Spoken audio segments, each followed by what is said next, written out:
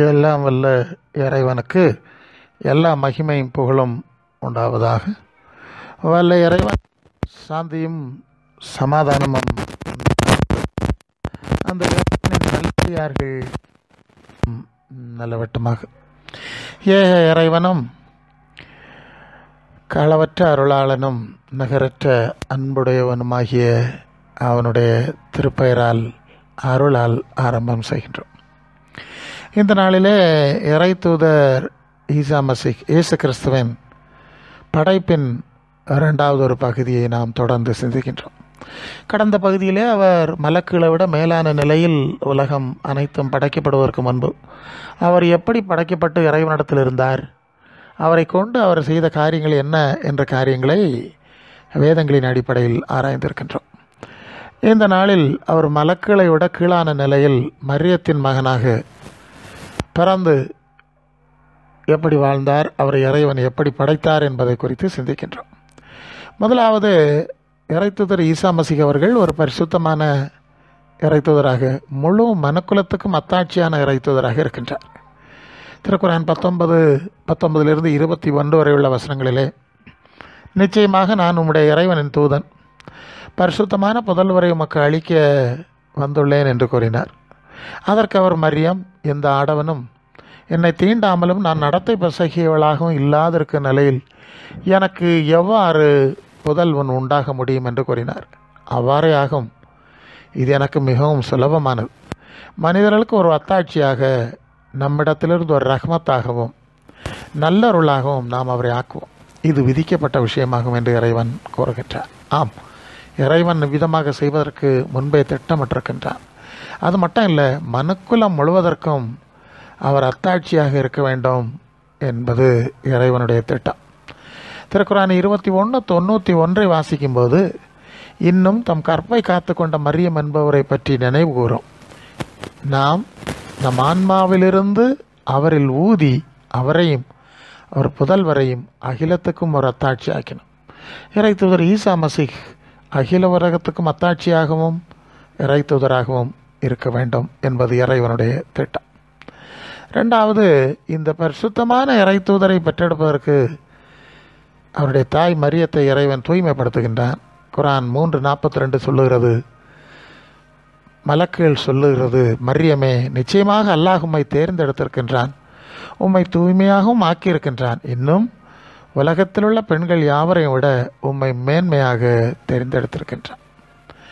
அடுத்து, ஈசாவின் தந்தை பொறுப்பை இறைவனே ஏற்கின்றான்.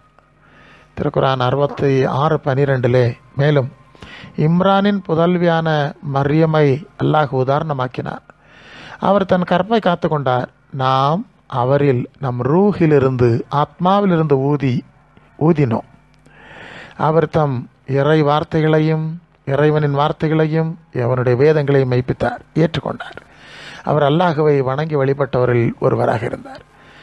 ஆம், இறைவன் தன்னுடைய உயிரிலிருந்து இந்த மரியத்துக்குள் ஊதிதான் இறைமைந்தன் இயேசுவை அவர் உருவாக்குகின்றார்.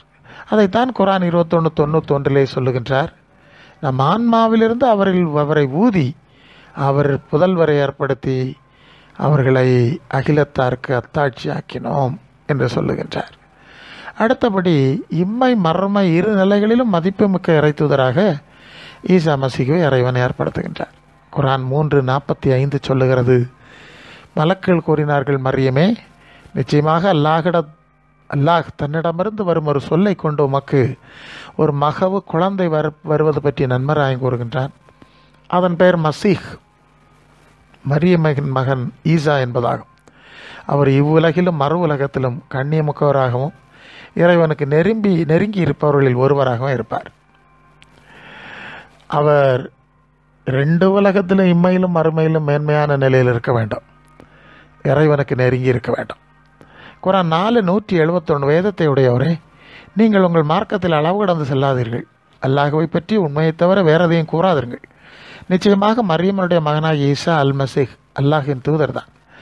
இன்னும் குன் ஆகுக என்ற அல்லாஹின் வாக்கால் அதனால் உண்டானவராகவும் அவர் இருக்கின்றார். எனவே அவரும் அல்லாஹ் இடத்திலிருந்து வந்த ஒரு ஆன்மாதான் என்று அந்த வசனம் செல்லுகின்றது. ஆம், இறைவனின் வார்த்தை குன் ஆகுக என்ற வார்த்தையால் படைக்கப்பட்ட இறை தூதராக இருக்கின்றார். அதாவது இறைவன் ஈசா மசீஹின் தந்தை ஸ்தானத்தை ஏற்கின்றான். அவனுடைய வல்லமையால் இருக்கின்றான், சக்தியால் இருக்கின்றான். தன் ரூஹ் உயிரை ஊதி அவரை உருவாக்குகின்றான். இறை தூதர் ஈசா மசீஹ் ருஹுல்லாஹ் அல்லது இறைவனின் உயிராக இருக்கின்றார். இயேசு சொன்னார், அது லூக்கா எழுதின இஞ்சில் பகுதியில் 2ஆம் அதிகாரம் 49ஆம் வசனத்திலே, அதற்கு அவர், நீங்கள் ஏன் என்னை தேடினீர்கள்? என் பிதாவுக்கு அடுத்தவழியில் நான் இருக்க வேண்டியது என்று அறியீர்களா என்றார். பிதாவினால் பரிசுத்தமாக்கப்பட்டும் உலகத்தில் அனுப்பப்பட்டும் இருக்கிற நான் என்னை தேவ குமாரன் என்று சொன்னதினால் தேவதூஷணம் சொன்னாய் என்று நீங்கள் எப்படி சொல்ல முடியும்? அது யோவான் 10:36 தெளிவான வசனம். நான் பிதாவினால் தூய்மைப்படுத்தப்பட்ட இறை தூதராய் அனுப்பப்பட்டிருக்கின்றேன். அவருடைய தூய ஆவியால் தான் உருவாக்கப்பட்டிருக்கின்றேன். தூய்மைப்படுத்தப்பட்ட தாய் இடத்தில் தான் நான் உருவாக்கப்பட்டிருக்கின்றேன். ஆக என்ன இறைமைந்தன் என்று சொல்வதில் என்ன தவறு இருக்க முடியும்? இறைவனால் பிறந்தவர் இறைமைந்தன் தானே. இறைவனின் உயிரால் நேரடியாக பிறந்தவர் இறைமைந்தன் தானே. ஆதம் ஹவ்வாவை படைத்த பிறகு வேறு எந்த இறை தூதரையும் இறைவன் இப்படி படைக்கவில்லையே. மற்ற இறை தூதர்களை விட இவரை இறைமைந்தனாக பார்க்க வேண்டும் என்பதற்காகவே இறைவன் நேரடியாக தன் உயிரை ஊதி தன் வார்த்தையை போட்டு தானாகவே அவரை உருவாக்கினார் என்பதுதான் உண்மை. யோவான் 8:23 இயேசு சொன்னார், அவர் அவர்களை நோக்கி, நீங்கள் எல்லாம் தாழ்விலிருந்து உண்டானவர்கள், நான் உயர்விலிருந்து உண்டானவர். நீங்கள் இந்த உலகத்திலிருந்து உண்டானவர்கள், நான் இந்த உலகத்திலிருந்து உண்டானவன் அல்ல. யோவான் 7:28 அப்பொழுது இயேசு தேவாலயத்தில் உபதேசிக்கையில் சத்தமிட்டு, நீங்கள் என்னை அறிந்திருக்கிறீர்கள், நான் எங்கிருந்து வந்தேன் என்று அறிவீர்கள். நான் சுயமாய் வரவில்லை, என்ன அனுப்பினவர் சத்தியமுள்ளவர், அவரைத்தான் நீங்கள் அறியாதிருக்கிறீர்கள் என்று குற்றஞ்சாட்டுகின்றார். யோவான் 6:62 அவர் சொல்லுகின்றார், மனுஷகுமாரனாகிய நான் முன்னிருந்த இடத்திற்கு ஏறி போவதை நீங்கள் காண்பீர்கள் என குறிப்பிடுகின்றார். அடுத்தபடி இறைவன் அளவுக்கு உயர்த்தப்பட்ட இறை தூதராக இந்த ஈசா இருக்கின்றார். குரான் 3:55 சொல்லுகிறது, ஈசாவே, நிச்சயமாக நான் உம்மை மரணிக்க செய்வேன், இன்னும் என்னளவில் உம்மை உயர்த்தி கொள்வேன், நிராகரித்து கொண்டிருப்பவருடைய பொய்களில் உம்மை தூய்மைப்படுத்துவேன், மேலும் கியாம நாள் வரை, நியாய தீர்ப்பு நாள் வரை, இறுதி நாள் வரை உம்மை பின்பற்றுவோரை நிராகரிப்போருக்கு மேலாகவும் வைப்பேன். பின்னர் உங்களுடைய திரும்புதல் என்னிடமே இருக்கிறது. அப்பொழுது நீங்கள் தர்க்கம் செய்து கொண்டதை பற்றி நான் உங்களுடைய தீர்ப்பளிப்பேன் என்று அல்லாஹ் கூறியதை நினைவு கூறும். ஆம், இறைவன் அவரை தன்னளவில் உயர்த்தி கொண்டிருக்கின்றார். இறைவனிடத்தில் உயிரோடு இருக்கின்ற இறை தூதர், அவர் உயிரோடு இருக்கும் வரை அவரை மற்றவர்கள் இறை தூதராக பின்பற்ற வேண்டும். இறுதி நாள் வரை பின்பற்றுகிறவர்களை அவரை போல மேலான நிலையில் வைப்பதாக இறைவன் கூறுகின்றான். குரான் 4:158 ஆனால் அல்லாஹ் அவரை தன்னளவில் உயர்த்தி கொண்டான், இன்னும் அல்லாஹ் வல்லமை மிக்கவனாகவும் ஞானமுடையவனாகவும் இருக்கின்றான். இறைவனிடத்திலிருந்து வந்த இறை தூதர் ஈசா அந்த இறைவனிடம் திரும்பி செல்லுமன் சொன்ன ஒரு செய்தியை நாம் யோவான் 14ஆம் அதிகாரம் 6ஆம் வசனத்திலே படிக்கின்றோம். அதற்கு இயேசு, நானே வழியும் சத்தியமும் ஜீவனமாக இருக்கிறேன், என்னால் இல்லாமல் ஒருவனும் பிதாவிடத்தில் வரான். சரிதானே? இறைவனிடத்திலிருந்து வந்தவர், இறைவனால் அனுப்பப்பட்டவர், இறை செய்தி சொன்னவர், இறைவனின் சித்தத்தை நிறைவேற்றியவர், இறைவனிடமே திரும்பி சென்றவர், இறைவன் அளவு உயர்த்தப்பட்ட அருகில் இருக்கின்றவர் தான். அவரை பின்பற்றுவதுதான், அவருடைய வேதத்தை பின்பற்றுவதுதான் அந்த இறைவனிடத்தில் செல்வதற்கு நம்பகமான பாதுகாப்பான வழிமுறையாக இருக்க முடியும். திருக்குரான் 5:46-47 சொல்லுகிறது, இன்னும் முன்னிருந்த நபிமாருடைய அடிச்சுவடுகளிலேயே மரியமின் குமாரர் ஈசாவை அவருக்கு முன்னிருந்த தவறாதை உண்மைப்படுத்துவராக நாம் தொடரச் செய்தோம். அவருக்கு நாம் இஞ்சிலை கொடுத்தோம், அதில் நேர்வழி ஒளி இருந்தன. அது தனக்கு முன்னிருந்த தவறாதை உண்மைப்படுத்துவதாக இருந்தது. அது பயபக்தி உடையவர்களுக்கு நேர்